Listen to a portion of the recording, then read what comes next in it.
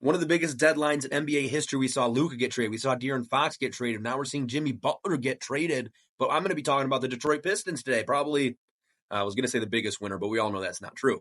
But we're going to talk about what they've done so far in this Jimmy Butler trade and how that affects the Pistons going forward. Thank you for joining me on the Leggy Sports YouTube channel, where we're going to talk all Pistons news as much as we can, as much free time as I have. I'm going to be talking Pistons. So if you're looking at the deal, so far, everything's not finalized yet. Pistons are getting Lindy Waters III, Josh Richardson, in a second-round pick. People look at that and they don't really think that's a great move for Detroit, because you're taking in then you have $14 million in cap space, but these two together only make about $5 million. But the Detroit Pistons will need to create a couple roster spots, but it's worth noting the Pistons could still spend $14 million in cap space before making their moves.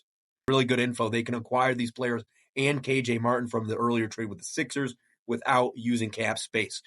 I don't think these guys are going to be here. I mentioned in the last video earlier today that these guys are probably going to be rerouted, and I don't think that this is finalized at all. If it was Troy Weaver, I could see them easily just kind of sitting pat and then just waiving people. That's what they did last deadline. One thing I wanted to say is that we're adding picks to a war chest for Detroit.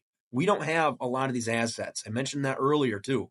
We don't have the ability to go out and just trade for a Pascal Siakam last year or a superstar, because we haven't stocked up on anything. I mean, we're having one pick here, 2 picks there.